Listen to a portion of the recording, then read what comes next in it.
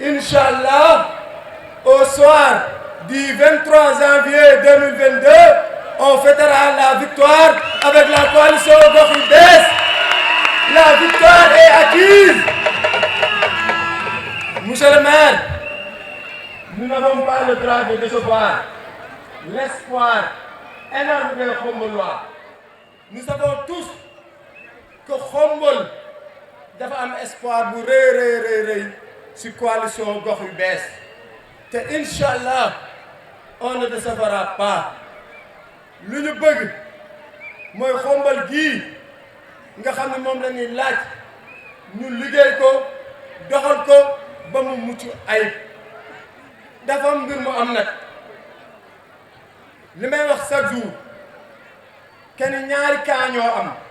il faut que Khombolaay ràññee loolu. muy camp boo xam ni continuité la ñoom ñoo fi nekkoon 8 ans ak camp boo xam ni le changement lay laaj. camp bi nga xam ni ñooy continuité bi nekk ci beneen wàll bi ñoom dañ leen di wax juróom-ñetti at ñu yor ko dëkk bi ñu leen di laaj ñu defal ñu bilan avant ñuy génne ay programme di jël programme bu jàmbur di ko changer. di dindi photo yi def seeni photo liñ leen di njëkk a laaj mooy ñu defal ñu bilan parce que dañ leen a dénkoon waaye ku mënta def bilan ni muy génnee programme da ngay def sa bilan ba pare ba nit ñi xam ne lii moom nga fi def nga ne nag fii laa ko bëgg a jële yóbbu ko fële mais malheureusement amuñu bilan parce que dafa ñu dara lu fi àgg. garage bi àggul centre socio collectif bi àggul daanaka Khombol dafa ñu fi dara la àgg kon ñooñu moom. seeni wax waxatuñ ko maintenant su ñëwee sur le camp du changement muy waa coalition Gox Yu Bess nga xam ne ay personnalité ay parti politique ñoo ko composé li ñu bëgg mooy Khombol gii nga xam ne ñëpp xam na ne dafa dellu ginnaaw. damay jël benn exemple rek chaque jour dama koy wax su ma jëlee la commune de Ngoundiane war ko comparer ak la commune de Khombol sur le plan sportif. Ngoundiane toll na ay jamono yoo xam ni amuñu woon mur de clôture ay camp lañ daan teg jël moo sa takk si. Khombol am mur de clôture am ay camp am ay jeunes am ay filet am lépp jamono di dox ba Ngoundiane am mur de clôture Khombol ay mur de clôture am di daanu jamono di dox ba Ngoundiane am ay turbine am ay projecteur ba samedi bee lañ ko inauguré Khombol moom grillage myriade lépp far daanu si suuf kon loolu rek door naa doy pour Khombolaay jële fi ñii indi fi waa coalition Gox Yu Bess. La coalition Gox Yu Bess est prête à relever le défi et à travailler pour que Khombol puisse se décoller. Le 23 ñëw na ba pare may ñaax sama mbokku jigéen ñi nga xamante ni ñi ñi jàkkaar loolu ñu nekk si juróom-ñaari at ak genn waa def ñu fi dara yéen a ko mën a faj.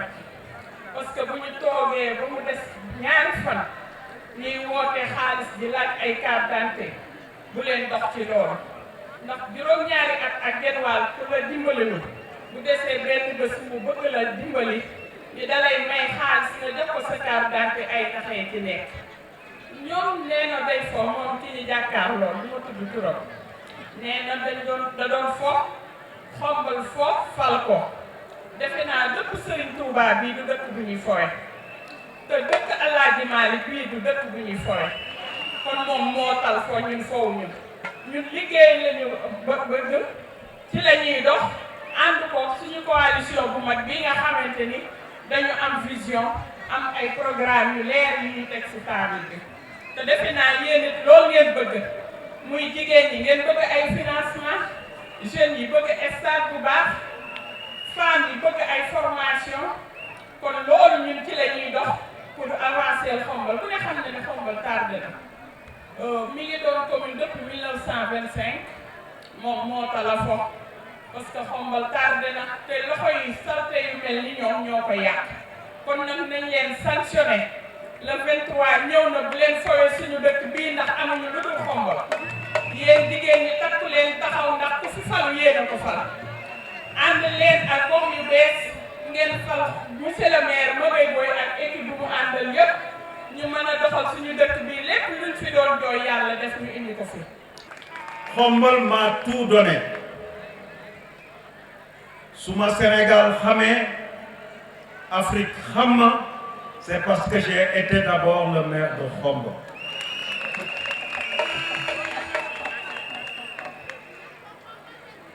damay raconter benn anecdote très souvent. Un mois après bi ma nekkee maire ñu élire ma vice-président de l'association des maires du Sénégal sama xarit Mañan Faye ancien maire de Louga daf ma def invité d'honneur ci benn jumelage bu Louga doon am may ñëw fa ndekete maire dëkk bi doon jumelé ak Louga n'était personne d'autre que Jacques Godfrey, ministre d'État français de la coopération. bi ñuy def dévaluation du franc CFA moom ak Roussin ñoo porté woon dévaluation boobu bañ dévaluer franc CFA. maire Xombol may ma toog ak moom ci benn table di waxtaan ak moom à égale dignité mu naan ma monsieur le maire ma naan ko monsieur le maire loolu mënuma ko fay Xombol. Xombol tax na ma toog ak kilifa yépp ci àdduna kon su ma bàyyee dëkk bi def fii li ma yaakaaroon ne lu baax la am ñu ñëw remplacer ma gëm ne waa Xombol dañoo bëgg lu gën li ma fi defoon ma prêt pour jàppale leen di leen encourager di leen gunge ma gis ñu toj Xombol ñu tojuñu fenn yàq dëkk bi complètement ñuy dem élection ma toog neutre defe naa ne du ma gor Dieu m'est témoin bu fekkoon ne defar nañu dëkk bi ñoom ñu gis dëkk bi lu leer bilan bu leer bu ñu mën a présenter kon du ma ànd ak Maguette xëy na sax booba Maguette du présenté wu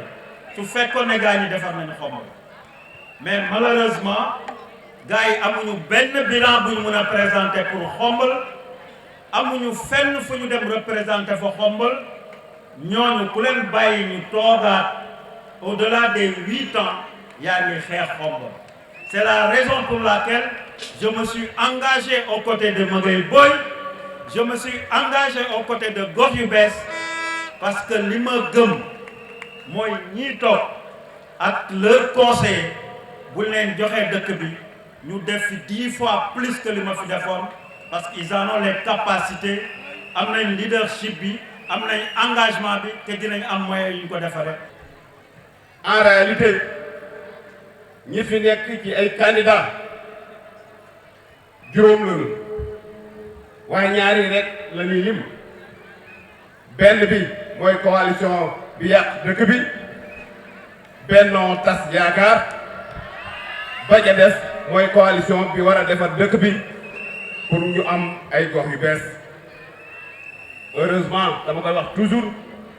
yàlla beral nanu ña nga xamante ne nii ñoo yàq dëkk bi ñoom ñoo fi nekkan pendant 7 ans Lamine Faye di wax waa 8 ans amuñu benn bilan bu ñu ñëwee fi tamit ñu am tuuti luñ ci bëgg a leeral yaakaar naa nañu bokk ci conseil municipal bi xam nañu ne maire ba ca ak njëlbéenam dafa yàgg di bàkkoo majorité lépp loo xamante ni dañ koy voté du ci waxtaan ak kenn danaan nañ ko voté qui sont pour gars yi tàllal qui sont contre gars yi tàllal mu ne am naa sama majorité du ma ci neexal kenn waaye bi ñu demee quelque temps yàlla daf ko nattu amatul majorité mu dem ba amatul sax quorum loolu c'est parce que tout simplement dafa am ñu dëggu ñu mel ni bas aan mële ne ñun duñu faral kenn ci ay caaxaan ñu wan ko ginnaaw ne ko dootuñu la votel dara loo xamante ni tegoo ko ci dëgg loolu tamit mu am luñ ci bëgg a leeral ndaxte notre maire Magaye Boye toujours daf koy wax bu fekkente ne dem na ba préfet di rendre obligatoire le budget parce que bi mu ñëwee li mu njëkk a def mooy dafa dàq ay doomi jàmbur ay liggéeykat yuy daan seen doole le maire Babacar Ba mii moo leen jëlal mu dàq leen ndax politique ñooñu bi ñu demee tribunal ñoo am dëgg ci moom nga xamante ne nii loolu daf ko def yaa ma neex jël ñeneen ñoo xamante ne nii dañuy politique remplacer leen ko yaakaar naa ne li ñuy wax dépense obligatoire bor ci la bokk mais ñoom xamuñu loolu moo tax préfet bi dafay inscrire de droit dette yi rendre le budget obligatoire loolu aussi c'est important de préciser bi ci des aussi projet de leen ko keroog fële ci Njaay Nguy muy seen candidat boobu nga xamante ne heure bu waxee rek wax toj yaakaar naa ne bu waxee ne daf doon fo ba dugg ci waa xombalwaa yi fo ba fal ko man na ko da ngaa juum moom moo fo ba dugg ci waaye waa xombal fowuñu folowuñu moo tax ñoom dañu jàppe mbir yi ay fo lu toll ni dëkk lu toll ni avenir u dëkk avenir u suñu xale yii avenir u jigéen ñii kenn du ko foye moom nag ci pomom mu la nekk ba léegi moo tax mu doon candidat te préparé wul boppam pour am programme il a fallu que la coalition Gox Yu Bees présenter seen programme ñu dawal campagne bi ñëpp di ko laaj programme bi ñu demee ñeenti fan jàpp juróom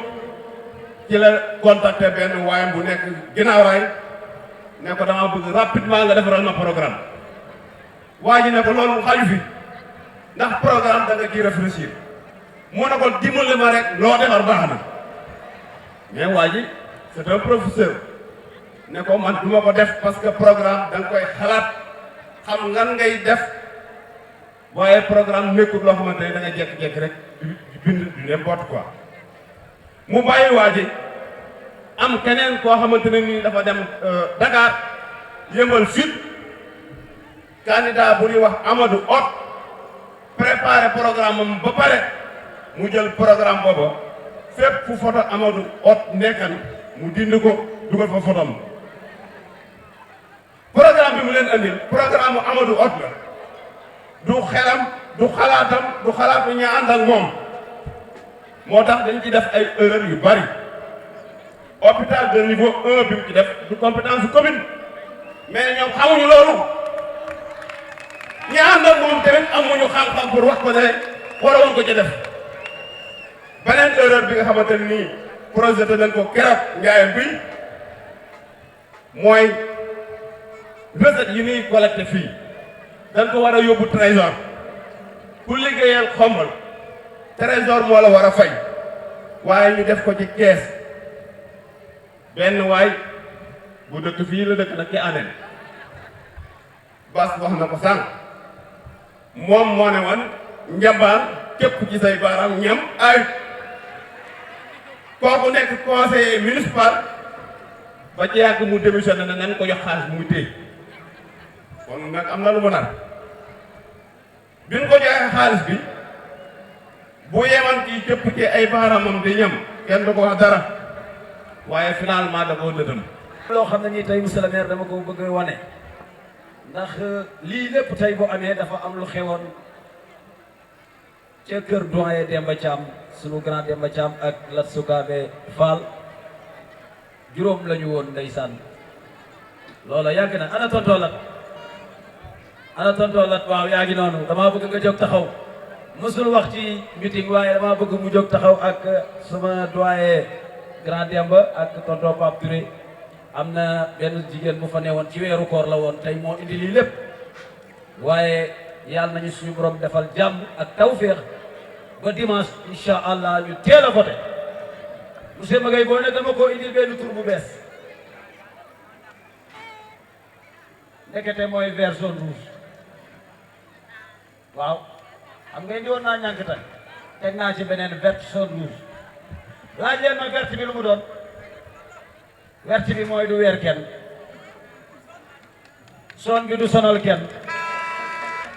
rouge bi gisoo ko mu rouge la asalaamaaleykum wa rahmatullahi taala dëkk bi daf ñoo gënal ñun ak tous les membres de la coalition Gox yu Bees lépp lu ñu mën a am ci xalaat bi damay faral di ko wax et muy dëgg ci man lool le mètre carré du terrain de Khombole moo ma gënal le mètre carré du terrain de Salé je le dis à mes collègues qui sont là le mètre carré du terrain de Khombole moo ma gënal le mètre carré du terrain des Champs-Élysées xam ngeen lu tax sama kër bàyyi bu ko milliardaire bëggoon jënd tey du ma ko jaay ndax amul njëg ndax valeur symbolique ak sentimentale bi muy représenté pour man kenn ku nekk ci yéen valeur symbolique ak sentimentale boobu la Khombole di représenté ci yow moo tax booy dox ci suufu Khombole daf lay gënal suuf soo mën di dox ci àdduna moo tax ku bëgg a jënd suma kër jaay mètre carré milliard duma la ko jaay loolu mu ñu jaral nag noonu la ñu jaral ñu mën a taxaw bëgg koo taxaw bëgg koo liggéey incha allah ba jëlee ko fii yóbbu ko feneen foo xam ne ni moom la waa Khombole bépp doon rêvé depuis 1925 jusqu'à présent jot na Khombole daal yëkkati ñu ngi koy yaakaaree ci jigéen ñi jot na Khombole daal di yëkkatiku ñu ngi koy yaakaaree ci ndaw ñi jot na Khombole daal di yëkkatiku ñu ngi koy yaakaaree ci ak tous ceux qui ont répondu à l'appel de Khombole depuis le début jusqu'à devenir Gox yu Bees ils sont là tous présents et chacun peut diriger la coalition Gox yu Bees de Abdoulaye Philippe à Mbeur à l'honorable député maire Papa Ndari tous ceux qui sont là je parle du doyen Moussa Ndiaye amiral Petit Omar Khar Ndeye Khady Diop Diagne et tout le monde voilà bu ma liggéey dinaa juum ndax pour li liggéey juum mais ñoom ñëpp kenn ku ci nekk am nga yéene xol ak mën-mënu diriger la coalition pour le super xam nga lu tax nit bu amee yéene diriger dëkk seen projet bu doon projet bu am solo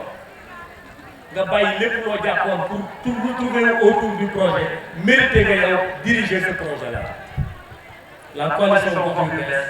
kenn ku ci nekk mat nga njiit bu kenn absenté kenn ku ci nekk mën ngaa doxal wan nañ ko Khombole waaye ci biir campagne électorale puisque chaque réunion chaque meeting chaque débat a été dirigé par l'un des membres de la coalition Gox yu Bees alors que ailleurs bu kenn ci taxawul kenn du ko topp kenn du ko dégg nii c'est le leadership éclaté kenn ku ci nekk mën ngaa doxal sa bopp ëllëg le projet ci li ñu tuddee woon autour ce n'est pas autour d'une personne parce que cette personne dafa tuuti lool pour que les gens se retrouvent autour de lui nit kooku dafa ndaw lool pour ñëpp daal tourner autour de lui mais autour d'un projet la nit ñi retrouvé ce projet là mooy Khombole sur orbite Khombole amul seen kenn ku ci nekk ci ñoom mën nga ko conduire moo tax damaa bëgg yéen mbooloo mi ngeen di tàccul ma tous les membres de la coalition gox yu bees qui se sont battus pour mettre en place sa coalition kenn ku ci nekk yëkkati sa dërëm sa déem ak sa Dakar boole ko pour que ñi nga xam ne nii dañuy yëkkati Xombol ñi nga xam ne nii dañoo nekk fële yëpp daal di tiit.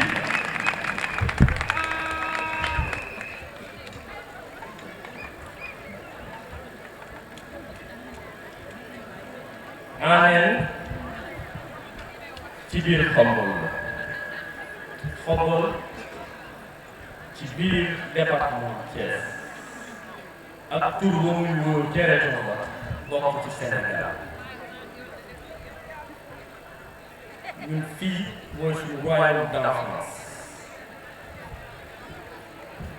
mooy fi ñu doxe fi ñu sole mbubb mu gudd fi la ñu kaata fi la ñu jàngale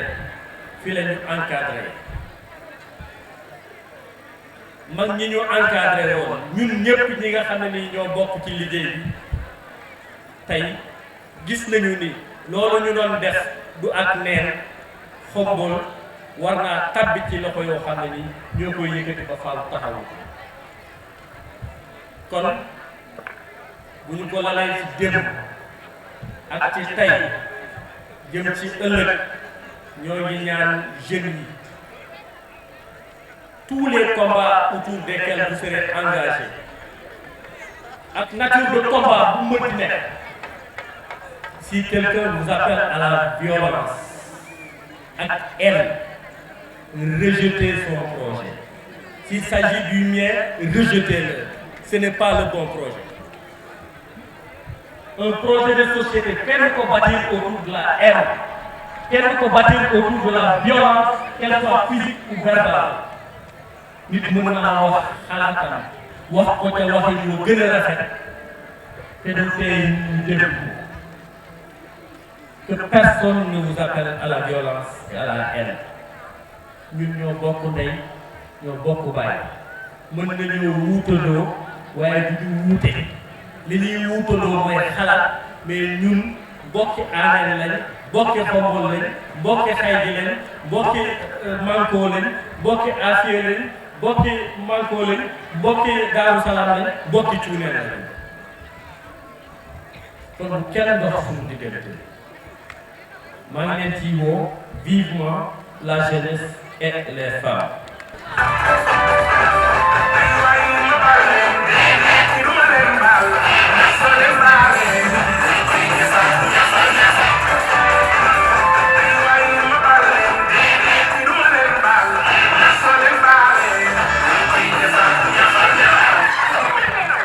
li may wax rek ñun DJ sax ñu leen ko mën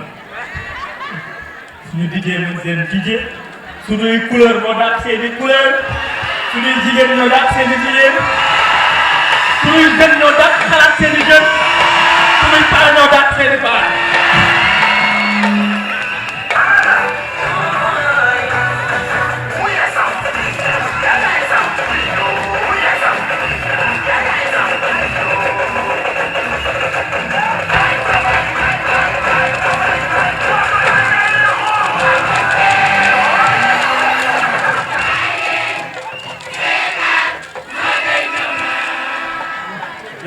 gox yu bees ñëw na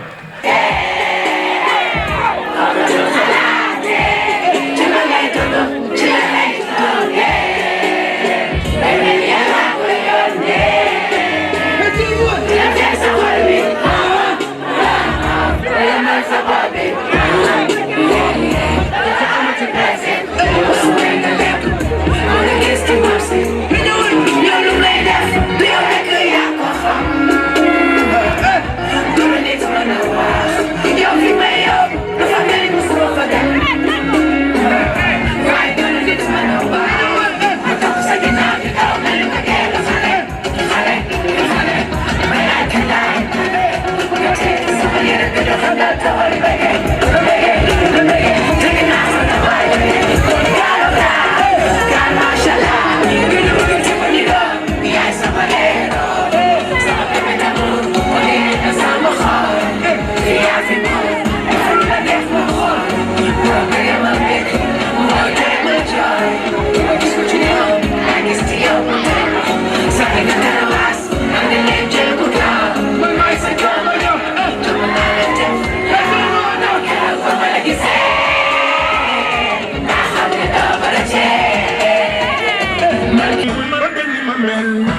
bu la neexul ma ci dara balaa mel ci dogal dogal ana loxo yi ma ngay booy ma ngay booy ma ngay booy wax leen ma ngay baal leen doo leen baal ndax soo leen baalee ñu koy defar ñaxal ñaxal